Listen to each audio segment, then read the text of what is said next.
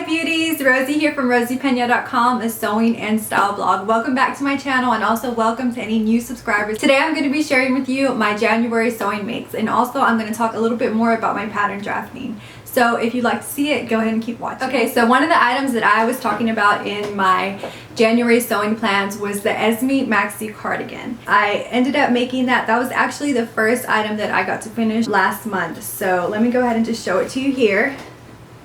I'll try to insert clips, or I will link to each of the blog posts that I have. I love the pocket detail, and I also chose to do the contrasting color in the black. It's pretty iffy when I was making this. I wasn't sure if I was gonna like the thick band that it has, but it actually grew on me, and I really love the way that it turned out. I wear this a few times when I drop my daughter off at school and just around the house. It's really slouchy and really comfortable. So again, I chose this geometric type print with the black and the white, and I really love the way that it turned out. I have seen a few other makes of this, so if you just check on social media, the hashtag Esme cardigan or Esme maxi cardigan from named patterns, you'll probably be able to see a few more of these made up. The only thing was I took off about 12 inches from this. If you were to make the full version of the Esme cardigan in a medium weight fabric, I can kind of picture it being really heavy. Like I said, I took off 12 inches and this is still pretty heavy, so just look out for that. I would suggest if you were to make the long maxi version, probably use a lighter weight fabric. And also, I don't know if you noticed, but I finally purchased some garment tags, so I'm able to sew those in, and it's really fun doing that. Like I said, I'll link in the blog post to where I picked up mine. Okay, so moving on to my Mimi G style. This is Simplicity pattern 8174. So it has a dress pattern in there, and then it also has a pattern for a moto jacket. I did mention that I was going to make this in my January sewing plan. This definitely did take a lot more time, but I love the end result of it. I think it's definitely worth it. It's going to be a staple in my wardrobe, and I chose the black corduroy fabric, and then I lined it with this gorgeous zebra print. I believe it was a cotton sateen. So then it has these cool little tab details. It has this really cool back vent. I don't know if you're going to be able to see that.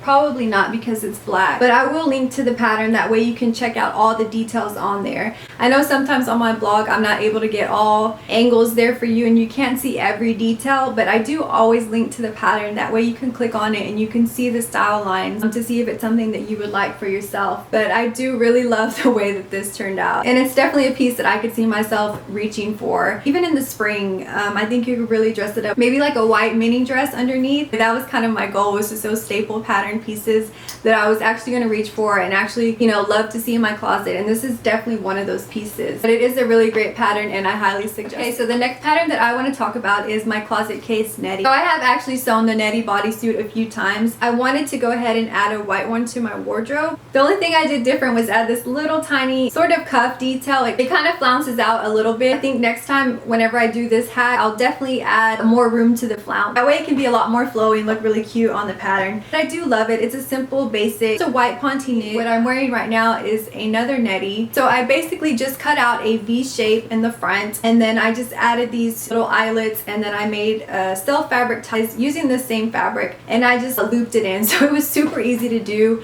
And then I also added a cuff. It's just a simple 3-inch cuff that I added. The flounce on the other one was a 3-inch flounce as well. I think that's a pretty good size. This fabric is another lightweight ponte knit. The color of this one is taupe. Now, as always, I do highly recommend the netty pattern. There's also a dress version that looks so gorgeous on every single body shape. I do highly recommend the netty if you can get your hands on that pattern. Okay, so the last garment that I'm going to be sharing with you all, and I don't think I talked about it in my January sewing plans, but this is the Ogden Cami from True Bias. I think she has a few different patterns, and I think she actually has some patterns for kids as well. As you know, I've been trying to focus more on staple pattern pieces. Whenever I look for pattern pieces that I consider staples, I definitely want them to be something that I know I can do different variations of. So I don't want the same exact look in different colors. As you can tell with the netty bodysuit, I did a different hack for each of the versions. That's probably what I'll do with this Ogden Cami as well. All I did for this one though was just lower the V slightly, about 2 inches. And again, that was just for my personal taste. The versions that I saw were, you know, pretty modest, and that looks perfect as well. I'll definitely sew it in the normal version. But like I said, I knew I wanted the V to be slightly lower, so I just lowered it by 2 inches. So let me go ahead and just show you my version. So this is mine. It's 100% polyester.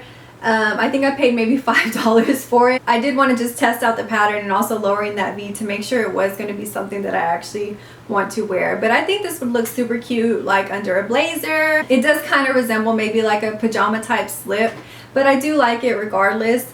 Like I said, I could picture this under a blazer paired with skinny jeans and some heels. I think this would be a great beginner pattern in my opinion. The instructions weren't very hard to follow. I always go through the instructions, even if I am positive that I know how to make it. I do like to read through them. If you guys have any pattern recommendations for simple staple pieces, I know I have the silk cami from Sew Over It. That's a good staple pattern. I know my January makes were pretty basic and pretty neutral colors, so I will definitely try to incorporate some fun colors for this month in February. I managed to get my skirt sloper completed. I must have done about 5 or 6, probably even more muslin pieces, trying to test out the fit of my skirt. I did manage to get a really good fit, and this is what my patterns ended up looking like. So this is my back sloper, and this here is my front sloper. I'll try to insert a picture, that way you can see it better. But I did learn a lot about my body. I'm pretty square in the front, and I do have a little bump in the back. It's definitely not flat, and I think that was probably the hardest thing to work around. So one of the things that I noticed was it was pretty fitted on my bottom, and then it would kind of kick out. So that was definitely something that I had to work around. That was one of the things that I was being most picky about. So whenever you make up a design, one of the last things that you need to do is to true up your pattern to make sure that they're all fitting on all the insertion points. So that was one of the things that I wasn't really familiar with, and I was glad that I was able to pick up on that. I've been working on my pant sloper, and I pretty much wrapped up my bodice sloper, which to me that is the most involved. So I kind of have been jumping around. I didn't focus just on the skirt. As I was sewing, I noticed that I needed to take a break from pattern making and kind of sew something up that I knew was going to fit and that I knew was going to wear, because whenever you sew up muslins back to back to back, it can be a little bit discouraging whenever they're not coming out to the right size. But definitely stick through it, and if you notice that you're getting a little bit tired, just kind of jump to something that you know is going to work out. Really quick, I forgot to mention, okay, so when I've been making my muslin pieces,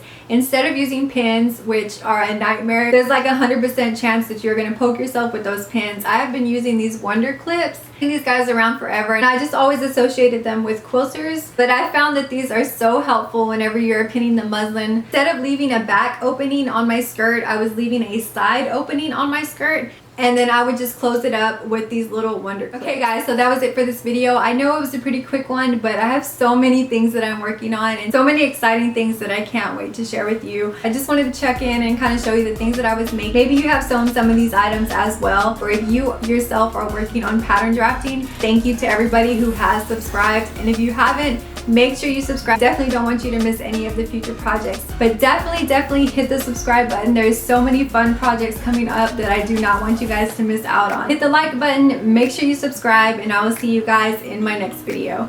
Bye!